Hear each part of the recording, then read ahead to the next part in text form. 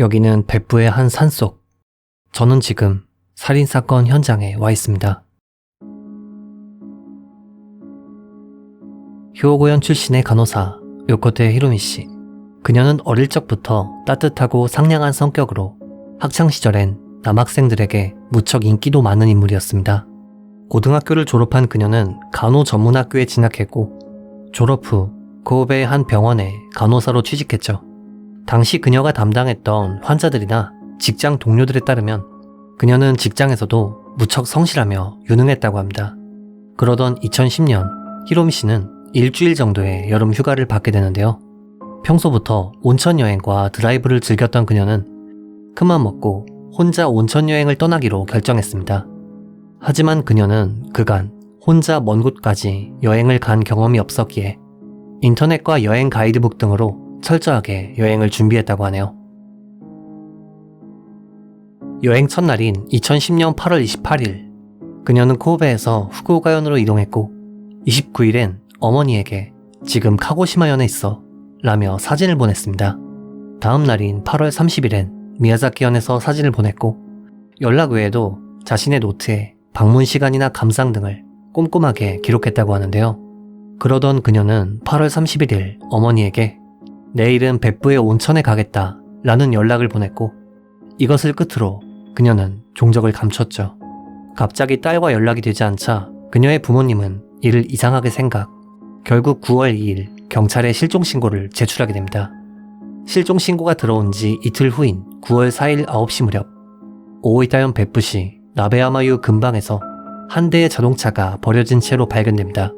그리고 이 자동차 근방의 한 수풀에서 실종되었던 히로미 씨의 시신이 발견되었죠. 그녀는 발견 당시 상반신엔 티셔츠를 입고 있었지만 하반신은 속옷 차림이었으며 수사 결과 휴대전화와 가방, 지갑이 사라진 상태였습니다. 부검 결과 그녀는 8월 31일 밤에 살해당했으며 두개골 한 몰과 더불어 직접적인 사인은 질식사였는데요. 그녀가 발견된 장소는 자연 온천인 나베야마 유라는 장소에서 약 200m가량 떨어진 수풀로 이곳은 가로등은 물론 탈의실도 없는 무척 외딴 장소입니다. 그래서 직접 가봤습니다. 여기는 근데 여성 혼자 밤에 올 만한 곳은 진짜 아닌 것 같아요. 뭐 주변에 가림막 같은 것도 저 바위 하나 정도밖에 없고 내려가는 길도 험하고 주변에 온통 숲인데다 뭔 일이 발생해도 도움을 요청할 만한 장소가 아니라서 여기가 야경이 굉장히 예쁘다고 하는데 근데 목숨을 걸 정도는 아닌 것 같아요. 이런 험한 길을 밤에 여기 불빛도 하나 없거든요. 보시면은 여기에만 이제 조명이 있고 나머지는 진짜 없어요. 여기 한밤중에 어떻게 와요? 이런 비포장 도로를 후레시아나 같은 거 갖고 있다고 해도 비 온다. 약 200m가량 떨어진 곳에서 발견됐다고 하는데 지금 안개가 너무 심해서 거리 가늠이 잘 안 되네요. 사실 제가 이번 취재에서 가장 불안했던 건 곰이랑 멧돼지가 가장 무서웠어요. 이런 데면은 나올 수도 있다는 생각이 드네요. 실제로 제가 이제 일본에서 일할 때 저희 사장님은 저 위쪽에 분거다카다라는 곳에서 사셨는데 귀갓길에 멧돼지가 이제 오길래 차를 세웠답니다. 근데 갑자기 멧돼지가 차를 그냥 들이받고 도망갔대요. 서 있는 차를. 근데 그것 때문에 이제 목을 부상을 당하셔서 참 별일이 다 있구나 라는 생각이 들었습니다. 여기가 피해자가 발견된 곳으로 추정됩니다. 아마 이 근방에 수풀 같은 게 있었을 거로 추정이 돼요. 그 조키바야시에서 발견됐다고 하는데 잠목림 같은 거죠. 피해자분의 명복을 빕니다. この付近では重大な犯罪事件も発生しています。特に夜間や女性のみでの立ち入りは非常に危険ですのでご遠慮ください. 라고 써있네요. 이런 CCTV 같은 것도 아마 예전에 없지 않았을까라는 생각이 듭니다.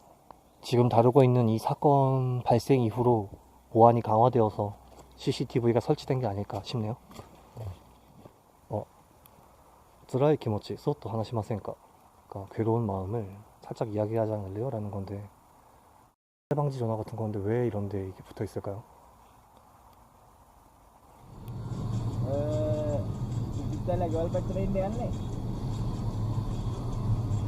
日本に来て何年ぐらいですか? 2年. 何歳ですか? 僕30です。はい。兄さんたちは? 와, 가까이 나. 베프 친구 중에 스리랑카인이 있어서 아냐고 물어봤는데 모른다고 하더라고요. 참 친절한 청년들이었습니다. 이곳은 외딴 곳에 CCTV도 없었다 보니 자동차를 터는 좀도둑들이 찾아오는 것은 물론 온천욕을 즐기는 여성을 도출하는 변태들도 많은 곳이었죠. 그리고 이런 범죄 행각이 있었기에 이 나베야마의 유는 공식 온천 가이드북에서도 삭제되었고 결국 지역민들이나 아는 장소가 되었습니다. 그리고 히로미 씨는 하필 이곳을 선택했던 것이죠. 경찰 수사 당시 이곳 현장 주변엔 민가도 없는 데다 목격 정보도 없었기에 수사는 난항을 겪었습니다. 그리고 사건 발생으로부터 1년이 지난 2011년 8월 31일 경찰은 한 남성을 나베야마 사건의 용의자로 체포했는데요. 이 남성은 카나가와현 카와사키시에 살던 안도 켄지라는 인물이었습니다. 그리고 그는 사실 이미 다른 사건으로 기소되어 재판 중인 상태였죠. 안도 켄지는 오이타현 오이타시에서 태어났습니다. 고등학교를 졸업한 후 그는 지역의 건설회사에 취직해 평범하게 일했지만 사실 그는 폭력성이 굉장히 강한 인물이었습니다. 그리고 결국 2003년 11월 공갈 협박죄로 체포되어 유죄 판결을 받고 복역하게 되었죠. 결국 경력에 빨간 줄이 그어진 그는 폭력 조직에 몸을 담게 됩니다. 출소 후 그는 후쿠오카현의 한 야쿠자 조직에 소속되었지만 야쿠자 생활이 잘 풀리지 않았던 모양인지 결국 카나가와현 카와사키시의 건설 현장에 취직해 다시금 평범하게 일을 했다고 합니다. 하지만 그는 자신의 폭력성을 월급을 가불해 술과 유흥에 쓰는 식으로 해소하곤 했는데요. 그러던 와중 그의 어머니의 건강 상태가 나빠져 그는 2010년 6월에서 9월까지 3개월 동안 휴직을 신청하게 됩니다. 그리고 몸이 불편한 어머니를 간병하기 위해 베푸시의 친가로 이동, 그곳에서 생활했던 것이죠. 하지만 당시 안도는 휴직 상태였던 데다 유흥에 빠져 살았기에 금전적으로 궁지에 몰린 상태로 휴대전화 요금을 내지 못할 정도였다고 하네요. 그리고 금전이 없는 상태에서 성적 욕구에 지배당한 그는 여성의 알몸을 보고 싶다는 생각에 사로잡혔고 한밤중에 목욕을 하는 여성을 훔쳐보기 위해 어머니의 자동차를 타고 나베야마 유로 향했습니다.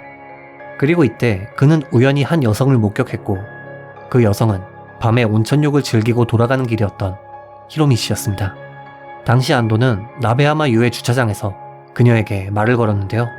한밤중에 외딴 곳에서 모르는 남성이 말을 걸었으니 히로미 씨는 당연히 무섭다고 생각해 도주했죠. 그런데 안도는 여기서 어처구니없는 생각을 합니다. 휴대전화 요금도 못 낼 정도니까 그냥 강도짓을 해버리자. 이에 안도는 자동차로 길을 막았고 그녀에게서 억지로 가방을 빼앗으려 했는데요. 이에 히로미 씨가 저항하자 그는 자신의 자동차에서 렌치를 들고 나와 히로미 씨의 머리를 공격했습니다. 그리고 쓰러진 그녀의 목을 졸라 목숨을 빼앗았죠.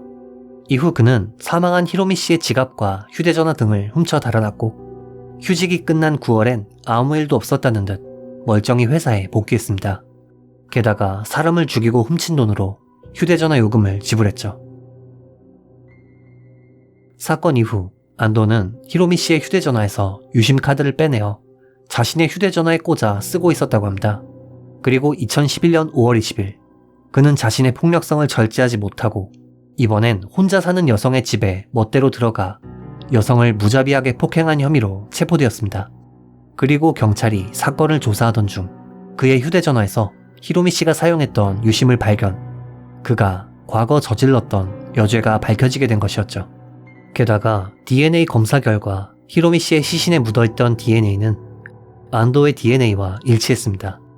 그는 처음엔 무엇을 물어봐도 모른다고만 대답했으나 계속되는 수사에 결국 자신의 혐의를 인정했습니다.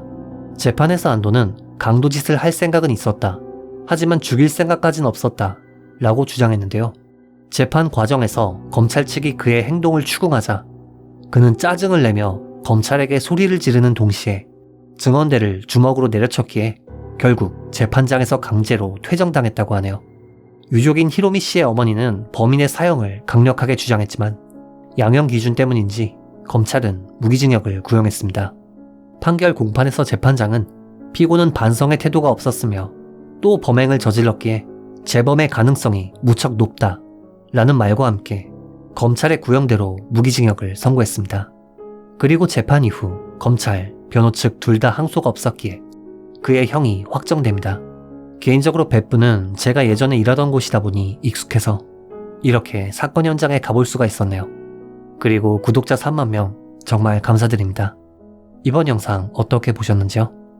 피해자의 명복을 빌며 영상을 마칩니다. 규미사였습니다.